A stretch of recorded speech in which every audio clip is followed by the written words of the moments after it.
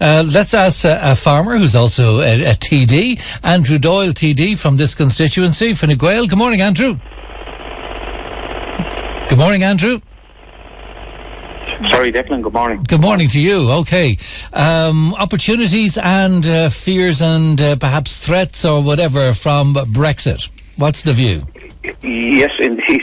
All of the above, and uncertainty is probably, and not knowing what's going to happen is probably the greatest threat. In ways, the fear is that long-term damage could be done because of short-term reactions, and specifically to do with currency exchange. I mean, we've had this rate before. We just didn't have such a sudden jolt in devaluing in the one sort of breath. Now it has, as Paul has said there, it seems to have stabilised this week, but there's no knowing, and most of the reasons why it may jump around the place again are outside of our control. Actually, they're all outside of our control as a country. So, from the point of view of the food industry and the agri-food industry, like 5.1 billion of 10 odd billion, 10 or 11 billion exports from that sector goes to the UK if you include the beverages and the drinks and the like. So it is a huge market. Even with a 10% curtailment on margin for smaller companies, and 70% of the smaller companies seemingly haven't hedged probably. It's difficult for them to do it in the first place, but so they're dealing with the reality of today's rate today, if you know what I mean. Yeah, and uncertainty is the biggest thing.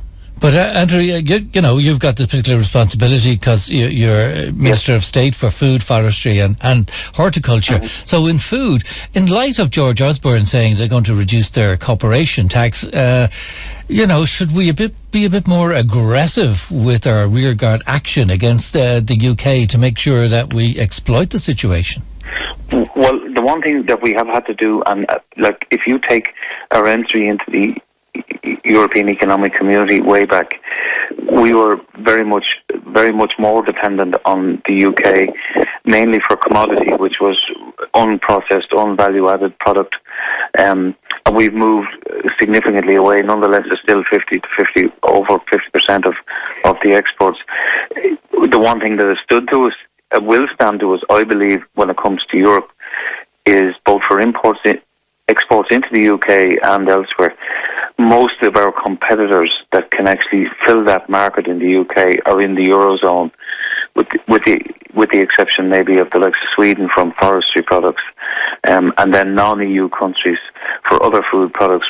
But if you take Australia and New Zealand in particular, who are big exporters into Britain, they have new markets in the Far East, in Malaysia, and China, India that actually have developed. So a lot of their product isn't going any further than that. So they mightn't have the capacity to replace EU projects. Yeah, and I think it's a matter of holding the nerve, and I think there's a lot of work to be done by Board BIA and the departments and ourselves, all of us collectively, to make sure. The one thing we've done down the years is build a high value product, highly traceable to top quality. And while people give out sometimes about the amount of, regulation over it, it's at times like this that stands to us, I think. I hope. I think it will, but it's something that we have to go back on again.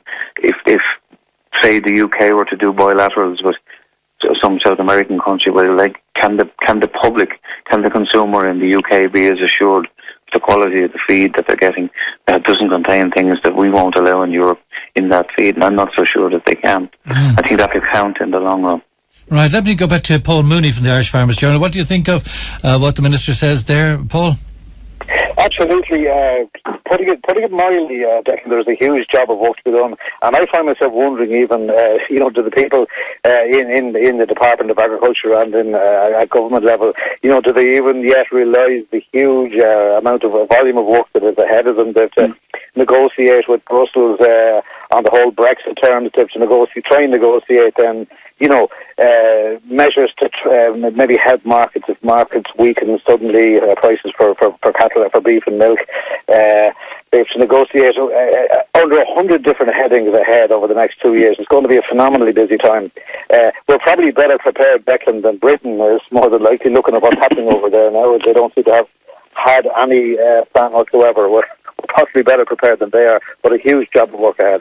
Yeah, are we up to it, Andrew? Yeah, well, I mean, the first thing that I think Paul will acknowledge, and it's been acknowledged long before I've seen inside the department, we have a team of officials in the Department of Agriculture in particular that are well accustomed to, long and protracted negotiations, whether it's in CAP or whatever, over a long number of years. And the first thing that was done was a special team was established within the department to focus completely on this particular issue as it applies to the agri-food industry and their department. And there is obviously going to be a lot of crossover with other government departments here and in Europe. And Paul is right. This is going to take, it won't be done in 2 years. I don't think it'll be done in 3, even when Article 50 is triggered. Gosh, yeah. And Andrew, that is if Article 50 is triggered and if Brexit actually does go ahead. I mean, you'd have to keep a small question mark in your mind over the years. Yes, yeah. I agree. I said if. Yes. So go ahead, Andrew. I said if yes, Article, there is an if over that. You never know what's going to happen. I mean, with Boris off the stage, and now Nigel Farage announces his stepping down from UKIP this morning. I don't know. I mean, well, I think it's interesting that a man can say, "I want my country back now. I want my life back." I just wonder, has he considered what he has done to the lives of the 60 million odd citizens that he reckons he has saved? He's walked away off the stage now. It's just, I think it's deplorable, personally, to do something like that. Thank you both this morning to Minister of State of Food, Forestry and Horticulture, that is Andrew Doyle, TD, and also to Paul Mooney there from the Irish